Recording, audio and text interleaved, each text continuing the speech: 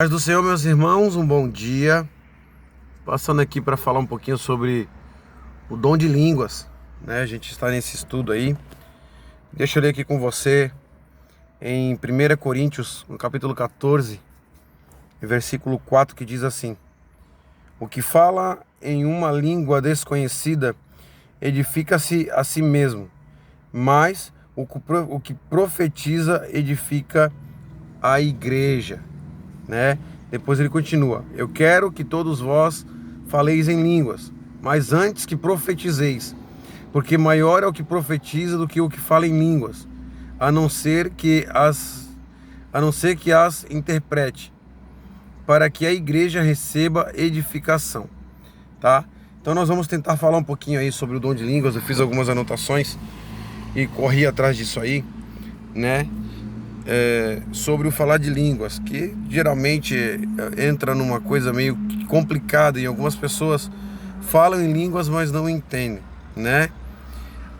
Primeiro tópico aí, primeira coisinha que eu posso colocar para vocês é: falar em línguas em si pode beneficiar uma pessoa, né? Que foi o que nós lemos agora, beneficiar a si mesmo, tá? Ou seja, falar em línguas pode ajudá-lo a expressar o que o seu espírito e que você não pode expressar com palavras.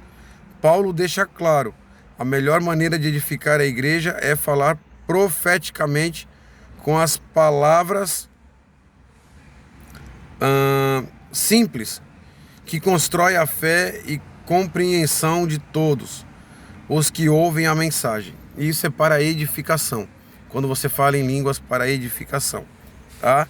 No entanto, falar em línguas também pode ser de lucro para todos, entre aspas, fecha aspas, em lucro para todos, tá? Em uma assembleia cristã, se for interpretada como uma língua comum das pessoas no encontro, pois, irmãos, sempre que vocês se reúnem, cada um de vós tem salmo, tem doutrina, tem língua, tem revelação, tem uma interpretação, que tudo seja feito para edificação. Se alguém falar em língua, que haja 2 ou no máximo 3, um de cada vez, e haja um intérprete. Ou seja, nós temos várias formas de falar de línguas, né? Só que bom é quando você fala em línguas e edifica a casa do Senhor, edifica a igreja. Passa-se para a igreja uma mensagem de que vem do céu. Primeiro você edifica-se a si mesmo. Também nós temos a operação de falar em línguas quando você está orando em seu Pai em secreto, né? Em que você está se manifestando em falar em línguas. Assim eu aprendi, né? E tenho tentado observar muito isso. Quando você fala em línguas, você está falando com seu Pai palavras que você não quer que escutem, ou que o próprio inimigo venha escutar e venha entender, né? O que você está orando com Deus ali. Às vezes uma oração em línguas está edificando a si mesmo, está te blindando de algo que o inimigo pode lançar sobre a sua vida, tá bom? Quando usado dessa forma, o dom de línguas deve ser utilizado para reforçar e apoiar a mensagem espiritual. Não é porque se sente fortemente movido em suas emoções. Desta forma, outros, além de o falar em línguas, serão edificados. Ou seja, deixa eu frisar uma coisa aqui que nós temos observado muito nos dias de hoje. Você já entrou em alguma igreja evangélica que profetiza, que tem o dom de profecia, e nós vemos que muitas das vezes o pregador está pregando e uma pessoa, ela se levanta para entregar uma profecia, para entregar, né, fala em línguas, começa a falar em línguas e sai em profecia. Querido, entenda, você tem que saber controlar o espírito. Você tem que... a Bíblia nos ensina que o espírito é sujeito ao profeta. Se o varão ou a missionária ou qualquer pessoa que esteja pregando a palavra, estiver ministrando, você tem que ter ordem e decência e esperar para que a sua mensagem que Deus te deu seja entregue após o término da palavra. Por quê, pastor? Porque a palavra do Senhor já está sendo revelada para a sua igreja, já está sendo ministrada.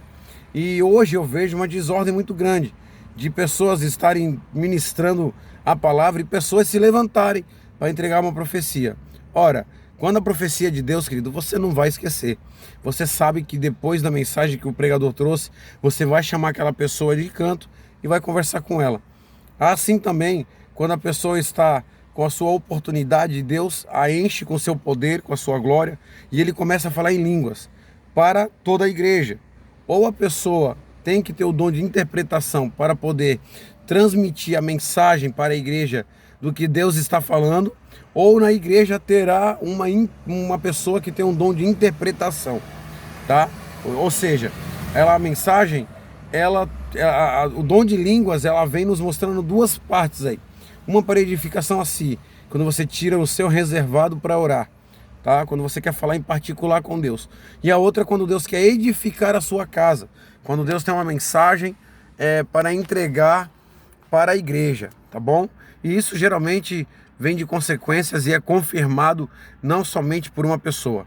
A profecia não é o que eu quero falar, mas eu quero falar sobre o dom de línguas, tá bom? Não quero fugir aqui do assunto, mas uma coisa puxa a outra. Então, veja bem, um sinal para os incrédulos, tá? O dom de línguas também é um sinal para os incrédulos. Vamos ver o que diz aqui a explicação? A outra razão a que o dom de línguas é dado. Na lei está escrito: aos homens de outras línguas e por lábios falarei a este povo. E ainda, apesar de tudo, eles não vão ouvir-me, diz o Senhor. Portanto, as línguas são um sinal, não para os crentes, mas para os incrédulos. Está em 1 Coríntios 14, 21 e 22. Desta forma, pode beneficiar aqueles que participam de uma reunião, mas ainda não comprometeu a sua vida a Cristo.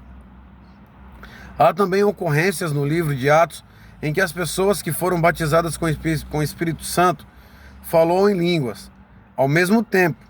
Isso ocorreu principalmente no dia de Pentecostes, quando o batismo do Espírito Santo foi dado pela primeira vez. Embora ocorreu em outras ocasiões, no entanto, não há nada escrito que estes dois sempre estão a ocorrer juntos. Ou seja, eles estavam todos reunidos e cada um falou na sua língua ao qual o Espírito Santo lhe ordenou que falasse. Bom, quem recebe este dom? Vamos lá. Isso é expressado na Bíblia. Nem todos os crentes receberão este presente. Estabeleceu na igreja de Deus, primeiramente os apóstolos, em segundo lugar profetas, em terceiro mestres, depois milagres, depois dons de cura, socorros, governos, variedade de línguas. Todos são apóstolos? São todos profetas? São todos mestres? São todos operadores de milagres? Todos têm dons de cura? Falar em línguas? Interpretam todos? Né? 1 Coríntios 12, 28 a 30. Podemos ver aqui que só alguns vão receber o dom de falar em línguas, assim como apenas algumas são chamados a ser apóstolos e etc. Tal acontecimento com todos os dons do Espírito, o falar de línguas não é necessariamente um sinal de maturidade espiritual. Muitos dos coríntios falaram em línguas, mas Paulo afirma que eles foram, 1 Coríntios 3 e 1, bebês em Cristo. No entanto, quando utilizado de uma forma ordenada e apropriada, ela pode ser usada para construir o indivíduo e outros membros do corpo de Cristo. Tá bom? Então, o que nós aprendemos aqui? O dom de línguas, ele é um sinal para os incrédulos, para a edificação da igreja, e também ela vem nos ensinando, né, que nem todas as pessoas terão dom de línguas. Ora, tem pessoas que têm o dom de profecia, de entregar profecia, como tem aquela pessoa que tem o dom de interpretar a profecia, né, interpretar o que está sendo falado em línguas. Tudo envolve as línguas, porém não é necessariamente que você tenha o dom de línguas. Bom é que você tenha o dom de profecia, para profetizar para a igreja. Quando a gente fala que isso é para os incrédulos, né, como a gente leu aqui, falando que é um sinal para os incrédulos, Muitas das vezes, as pessoas que não são evangélicas, elas vão para a igreja e, de uma certa forma, Deus toma a pessoa que está sendo usada e entrega uma profecia para aquela pessoa. Só que primeiro ela fala em línguas e depois a profecia vem em forma de revelação, vindo assim ser transformada. Querido, aonde é que eu quero chegar? Quero dizer a você que você pode ter o dom de línguas, é ótimo, é muito bom, é edificante, beleza, bacana. Mas também procure ter todos os dons espirituais, tá? Falar em línguas, muitas das vezes, para alguns, parece ser exibicionismo. E o que tem acontecido hoje na igreja? Pessoas parece que estão competindo para ver quem fala a língua mais bonita ou quem fala mais alto, né?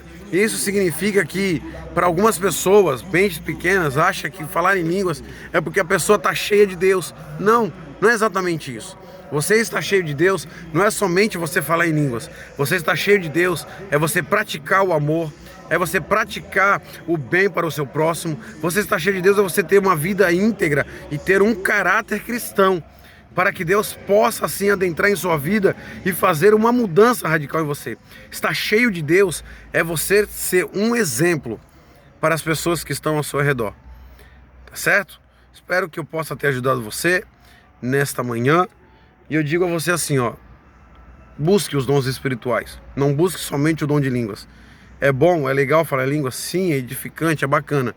Mas tem muito dom, tem muitas áreas que Deus muitas das vezes quer te usar e você não está tendo discernimento para descobrir essa área que Deus está passando para você, tá? Deus abençoe, até uma próxima aula.